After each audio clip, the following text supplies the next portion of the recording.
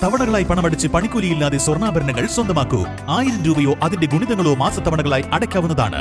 ഓരോ മാസവും നറുക്കെടുപ്പ്. ഈ പദ്ധതിയിൽ അംഗമാകാൻ 8078599000 എന്ന നമ്പറിൽ ഉടൻ മിസ് കോൾ ചെയ്യൂ. ഹയ ഗോൾഡൻ ഡയമണ്ട്സ്. വിവാഹ പാർട്ടികൾക്ക് 3% മുതൽ അഡ്വാൻസ് ബുക്കിംഗ് സൗകര്യം. വിവാഹാഭരണ സെറ്റ് 2.5 പവൻ മുതൽ. പഴയ ആഭരണങ്ങൾ മാറ്റിക്കൊടുക്കുമ്പോഴും വിൽക്കുമ്പോഴും ഉയർന്ന മൂല്യം. Allison golden diamonds. പോരൂർ പഞ്ചായത്തിലെ തെരുവുനായ അക്രമവുമായി ബന്ധപ്പെട്ട ഡിവൈഎഫ്ഐ മേഖലാ കമ്മിറ്റി പഞ്ചായത്ത് സെക്രട്ടറിക്ക് പരാതി കൈമാറി. കഴിഞ്ഞ 2 ദിവസങ്ങളിലായി പഞ്ചായത്തിൽ തെരുവുനായയുടെ ആക്രമണത്തിൽ ഒട്ടനവധി പേർക്ക് പരിക്കേറ്റ സാഹചര്യത്തിലാണ് പരാതി നൽകിയത്.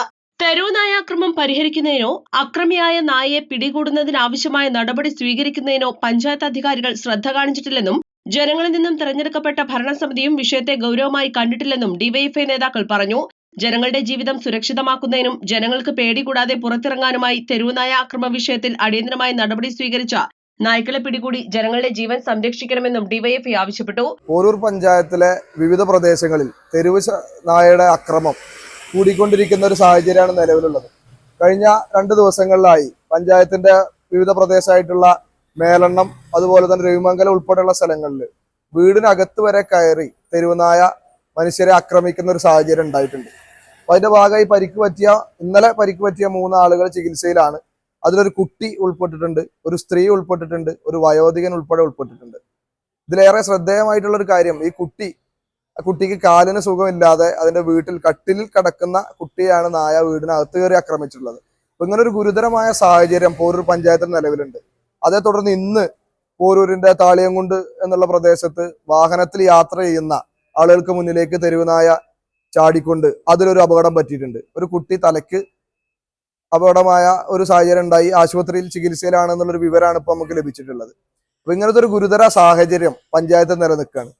ഇതിനെ ജനങ്ങൾക്ക് ഒരു സുരക്ഷ ഉറപ്പുവരുത്താൻ, അല്ലെങ്കിൽ ജനങ്ങളുമായി ബന്ധപ്പെടാൻ ഇങ്ങനത്തെ ഒരു ഭീതി നിലനിൽക്കുമ്പോൾ അത് പരിഹരിക്കുന്നതിന് വേണ്ടി പഞ്ചായത്ത് ഭരണസമിതി അല്ലെങ്കിൽ പഞ്ചായത്തിലെ ഉദ്യോഗസ്ഥർ ഇന്ന കാര്യങ്ങൾ ചെയ്തിട്ടുണ്ട്, ഞങ്ങൾ ഇന്നതാണ് ചെയ്യാൻ ഉദ്ദേശിക്കുന്നത് പറഞ്ഞുകൊണ്ട് ജനങ്ങൾക്ക് മുന്നിൽ വരാൻ ഇതുവരെ തയ്യാറായിട്ടില്ല.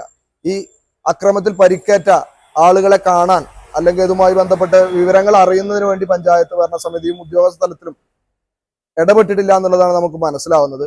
ഇപ്പൊ നിലവിലെ സാഹചര്യത്തിൽ പോരൂർ പഞ്ചായത്തിലാകെ ഈ തെരുവുനായ അക്രമം രൂക്ഷമായി നിൽക്കുന്ന ഒരു സാഹചര്യമാണ്. അപ്പൊ ജനങ്ങളെ ജീവിതം സംരക്ഷിക്കുന്നതിനും വിദ്യാർത്ഥിനികൾക്ക് അവരുടെ സ്കൂളിലേക്ക് ഭയം കൂടാതെ പോകാവുന്ന ഒരു സാഹചര്യമൊക്കെ തന്നെ ഉണ്ടാക്കുന്നതിന് വേണ്ടി തെരുവുനായയെ കണ്ടുപിടിക്കുന്നതിനും ആക്രമിക്കുന്ന തെരുവുനായയെ കണ്ടുപിടിക്കുന്നതിനും അതിന്റെ മറ്റു നടപടികൾ സ്വീകരിച്ച് ജനങ്ങളുടെ ജീവിതം നല്ല രീതിയിൽ മുന്നോട്ട് കൊണ്ടുപോകുന്നതിന് ആവശ്യമായിട്ടുള്ളൊരു സാഹചര്യം പഞ്ചായത്തിൽ ഒരുക്കണം എന്നുള്ളതാണ് ഡിവൈഎഫ്ഐക്ക് പഞ്ചായത്ത് ഭരണസമിതിയുടെ ആവശ്യപ്പെടാനുള്ളത്. ഇതിൽ എത്രയും പെട്ടെന്ന് പരിഹാരം കാണണം എന്ന് പറഞ്ഞുകൊണ്ട് ഡിവൈഎഫ്ഐ പഞ്ചായത്ത് അധികാരികൾക്ക് പരാതി നൽകുന്നതിന് വേണ്ടിയാണെന്ന് പഞ്ചായത്തിൽ എത്തിച്ചേർന്നിട്ടുള്ളത്. പോരൂർ മേഖലാ സെക്രട്ടറി CP പ്രണവ്, സെക്രട്ടേറിയറ്റ് അംഗം ഷുഹൈബ്, മേഖലാ കമ്മിറ്റി അംഗം സാദിഖ് എന്നിവർ സംസാരിച്ചു. East Live, Wandoor.